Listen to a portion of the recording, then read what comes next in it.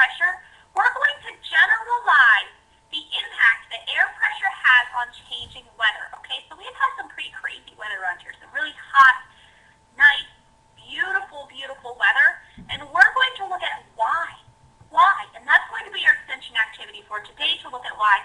But we're going to look at there's some sort of system going on in the United States right now that is giving us this hot weather, these 80-degree days, which is awesome. Okay, it's holding back all of that cold weather. Now, come tomorrow night-ish, Saturday, Sunday, definitely, at least in the western side of the state, we're going to see that pressure system change, which affect our daily weather. How does the air pressure affect our daily weather? First of all, what in the world is air pressure? We're going to look at that. And then we're going to look at what in the world does it have to do with our daily weather, with this sunshine we're having right now, or that rain that we might have on Saturday. So that's our essential question. This is our question. Sean? Yeah, we've seen them before all the time. They're at least on your weather map at least once a day. At least. On me. That is exerting air pressure on me. I was cleaning. This is my yearbook from high school, my senior year of high school. If I hold it right here, right there, there's air pressure being exerted on top of it. There's air pressure being exerted below it.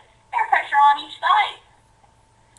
There's air pressure below it and on each side. Okay?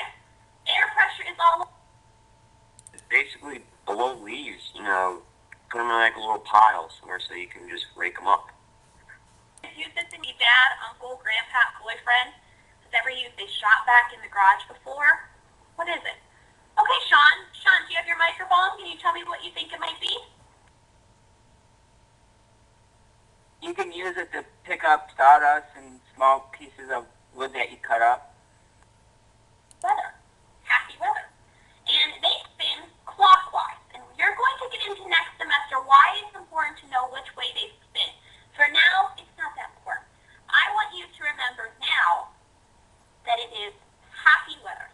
The way that I remember this, group work, you're going to have 10 minutes in your group. You may pick your breakout room. Let me see here, we have 6 breakout rooms. You guys can do 2 per group. 1 group will get 3 people. We just won't do one of the breakout rooms. Okay? So you may pick your group. You're going to work with your group to answer the questions on your whiteboard. We've done this before, guys. We've done this before. Everybody must participate. Everyone must participate. Here's something else I want you to do. I want you to write the names of the participants on the board. So write your names. So if Amanda and Angelique work in the air pressure. So Angelique, could you please hop on that mic and read your question if you feel comfortable, and go ahead and explain your answer. Okay, can you hear me?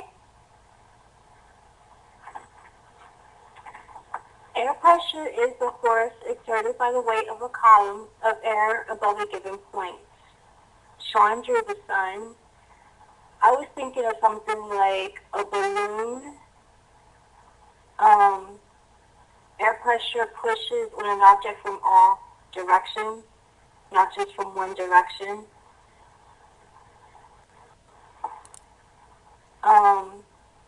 Air pressure pushes on an object from all directions, not just from one direction. I'm a little bit skeptical of the sun. But it's a good decoration, I like the balloon example.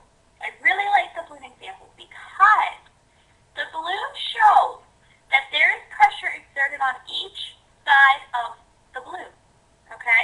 And there's a really neat experiment in the lesson when you have to finish reading the lesson today. Was describe and draw a picture of how molecules act in each state of matter, solid, liquid, and gas. And when molecules are in a solid state, they don't move around much. And when they're in a liquid state, they slide.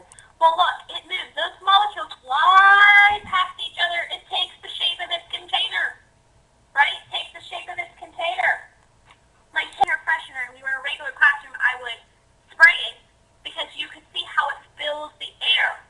Gas just fills the air. An example is we have the air conditioning on because...